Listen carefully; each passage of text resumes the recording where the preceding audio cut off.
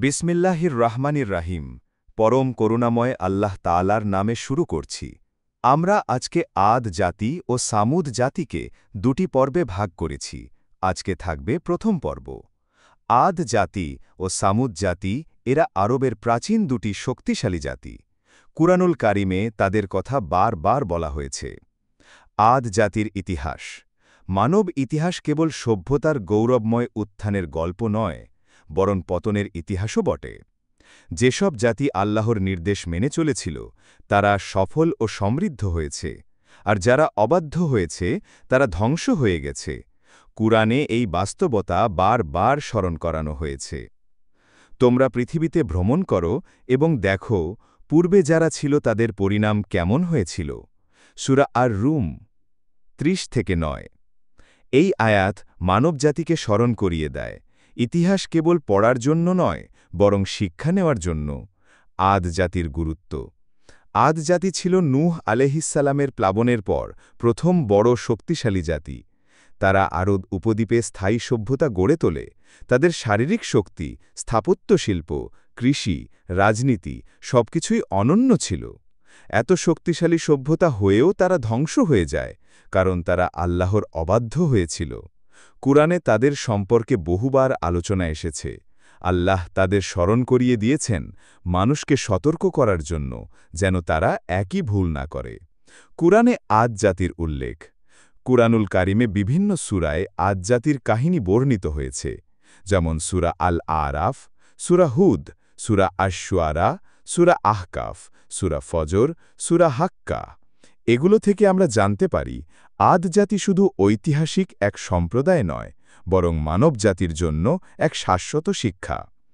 আদ জাতির পরিচয় ও ভূগোল।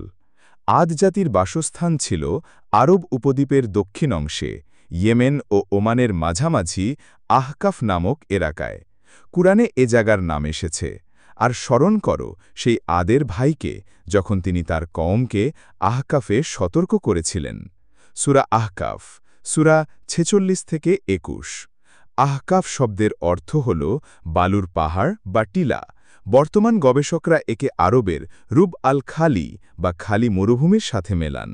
রাজধানী নগর ইরাম জুল ইমাদ। আদ জাতি ইরাম নামক নগর নির্মাণ করেছিল।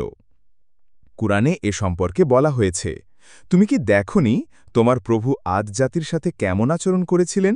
ইরাম জাতির সাথে, যাদের বিশাল স্তম্ভ ছিল, যাদের মতো আর কোনো নগর সৃষ্টি হয়নি। সূরা ফজর 8-9। এই ইরাম জুল ইমাদ ছিল স্তম্ভ শোভিত এক বিশাল নগর।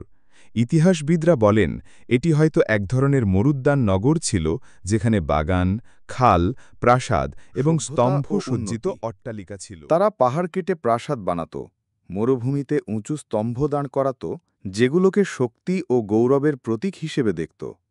মরুভূমিতেও তারা খাল খুঁড়ে পানি সরবরাহ করত। খেজুর বাগান ও শস্যক্ষেত্র তাদের অর্থনীতির ভিত্তি ছিল। তারা একচ্ছত্র আধিপত্য বিস্তার করেছিল। সামরিকভাবে এত শক্তিশালী ছিল যে তারা ভাবত তাদের মতো আর কেউ শক্তিশালী হতে পারে না। অহংকার।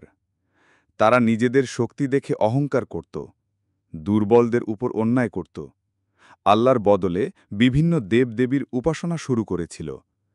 জীবনযাত্রা ভোগ বিলাসে পরিপূর্ণ ছিল। কোরআনে তাদের সম্পর্কে বলা হয়েছে, তারা কি প্রতিটি উঁচু জায়গায় অট্টালিকা নির্মাণ করে না, যা অর্থহীন?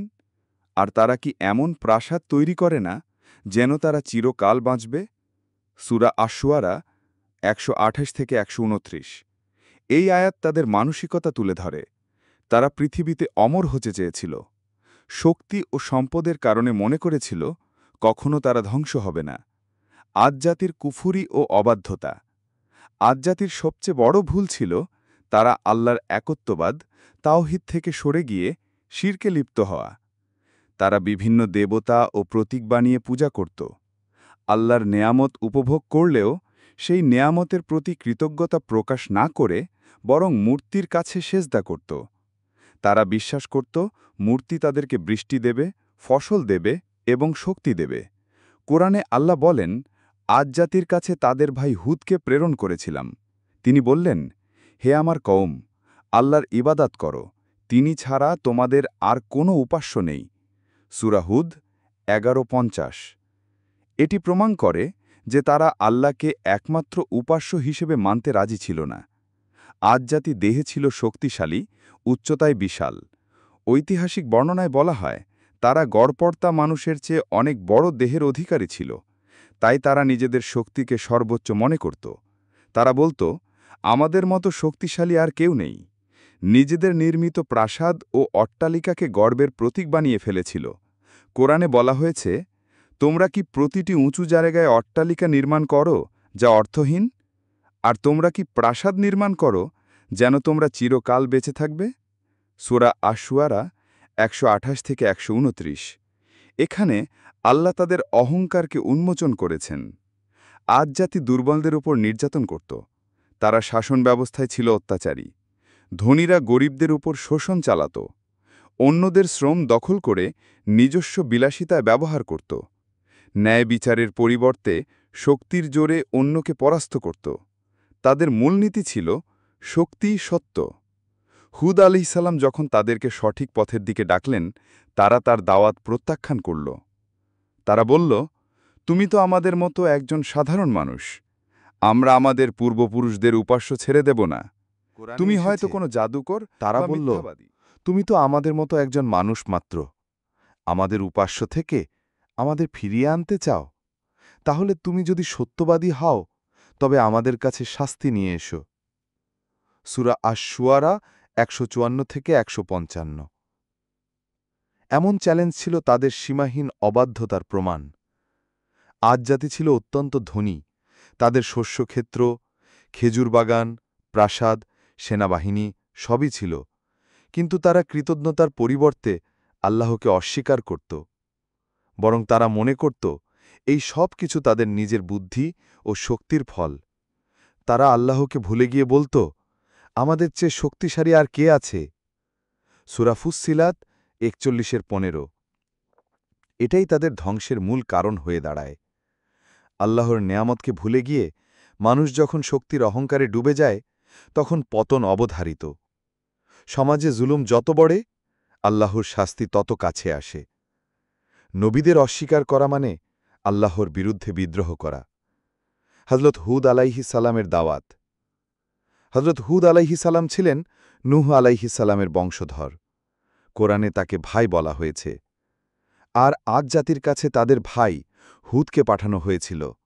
সূরা হুদ 11-50। তিনি নিজ জাতির মানুষ ছিলেন, তাই তাদের ভাষা, সংস্কৃতি ও অভ্যাস ভালোভাবে জানতেন।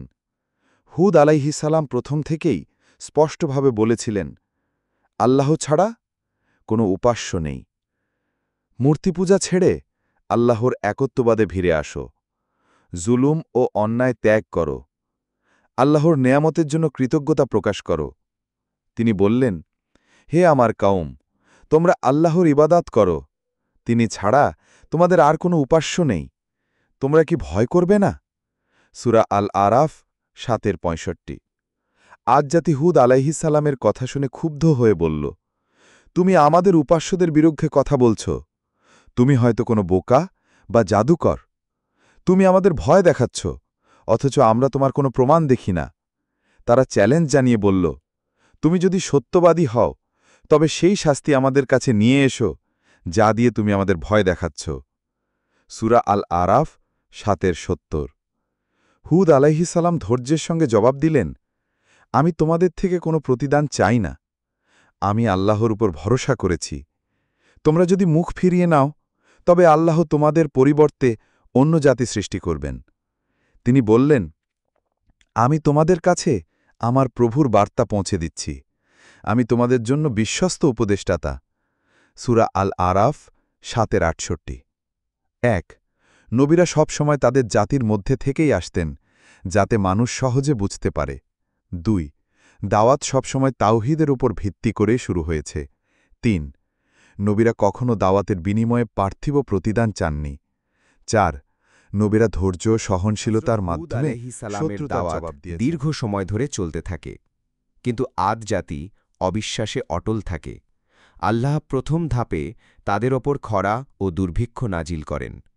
কয়েক বছর ধরে বৃষ্টি বন্ধ হয়ে যায়, ফসল শুকিয়ে যায়, পশু পাখি মারা যায়, তাদের বাগানগুলো উজাড় হয়ে যায়। এটি ছিল সতর্কবার্তা, তারা যেন তওবা করে আল্লাহর দিকে ফিরে আসে। কিন্তু তারা বরং আরও বেশি অহংকার করে বলল, আমাদের দেবতারা রুষ্ট হয়েছেন বলেই হয়তো এমন হয়েছে। হুদ আমাদের দোষী প্রমাণ করতে চাইছে। খরার বছরগুলো শেষে একদিন তারা দিগন্তে এক বিশাল কালো মেঘ দেখতে পেল।